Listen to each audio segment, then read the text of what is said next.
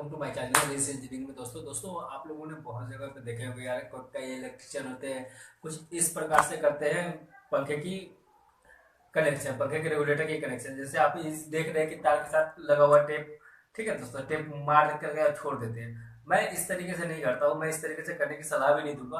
Professionally तरीके से अगर आप करना चाहते हैं पंखे के रेगुलेटर की कनेक्शन, कई लोगों को नहीं पता होता है यार, कर देते हैं, चले यार, बस चलने से मतलब है, चलता वैसे भी है, ठीक है, ऐसे भी चलता है। और दूसरा तरीका मैं आप लोगों को बताने वाला हूँ, दूसरा ट्रिक्स जो बताने वाला हूँ जो प्रोफेशनली होता है, उस तरीके से आप अगर रेगुलेटर का करते हैं कनेक्शन, पंखे के रेगुलेटर का कनेक्शन करते हैं, तो कोई इलेक्ट्रिशियन, अगर कोई बढ़िया इलेक्ट्रिशियन होगा ना, तो आपको देख करके ये नहीं कहेगा कि हाँ ये बढ़िया इलेक्ट्रिशियन नहीं है, ये अच्छा नॉलेजेबल नहीं है, ठीक है। तो मैं आपको बता दूं, ये मेरा वीडियो है, इस वीडियो को जाकर जरूर देखिएगा, ठीक है। वीडियो को मैं डिस्क्रिप्शन में लिंक भी दे दी हूँ, इस वीडियो को जाकर देखिए और प्रॉपर तरीके से, अच्छा तरीके से आप इस वीडियो को देखिएगा। और पूरे वीडियो देखने के बाद अच्छी तरीके से आपको कनेक्शन करना आ जाएगा, प्रॉपर तरीके से कनेक्शन करना आ जाएगा, ठीक है दोस्तों।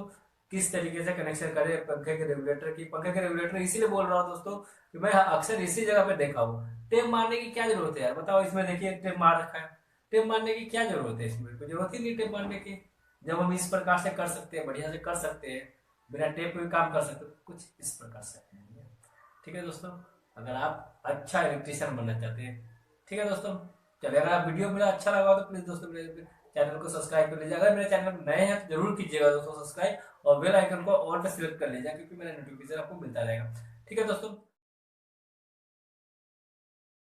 Welcome my channel race engineering में।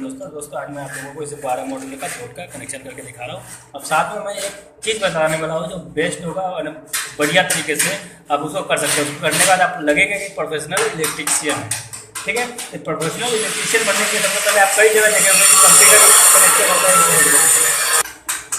पर्सनल जो दोस्तों जो प्रोफेशनल इलेक्ट्रिशियन होते हैं वो हमेशा क्या करते हैं, इस चीज़ को ऐसे नहीं करते।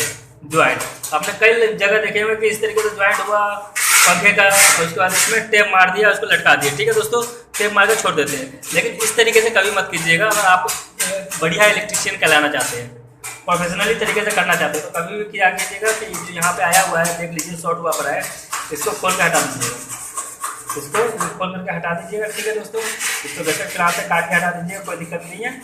और आप इसको दूसरे वाले को खोल लीजिए, फैन रेगुलेटर के वायर को इसको यहाँ डाल दीजिए। बता देता हूँ दोस्तों कैसे करेंगे। इसको करने के बाद आपको कोई भी नहीं कहेगा कि हाँ यार इस बंदे को काम नहीं आता, या कोई ऐरा कर आपको समझने की गलती नहीं करेगा, ठीक है। प्रोफेशनल इलेक्ट्रिशियन ही समझेगा आपको फिर कि हाँ बंदा ये इस चीज़ से वाकिफ है और नॉलेजफुल है। इसको यहाँ पे डाल देंगे। कई जगह आपने देखे होंगे टेप वाला ज़्यादा सिस्टम देखे होंगे, लेकिन टेप वाला सिस्टम तो ज़्यादा अच्छा होता है दोस्तों, ये वाला सिस्टम, ठीक है। तो इसको ढेरा कर देते हैं, जाने रहा तो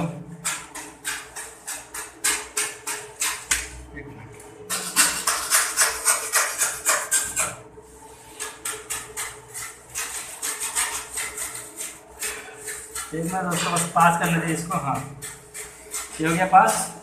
अब इसी में हम डालेंगे इसको पंखे का दोस्तों, इस रेगुलेटर का तार पे एक तार पॉइंट डाल देंगे, इसमें शॉर्ट कर देंगे सीधा, ठीक है। कई लोगों का क्वेश्चन होता है कि ऐसे करते हैं तो डायरेक्ट चलेगा। आपके मन में भी आ रहा होगा, आप देख रहे होंगे तो आपके मन में भी आ रहा होगा, लेकिन ये डायरेक्ट नहीं चलेगा। मैं बताता हूँ कैसे।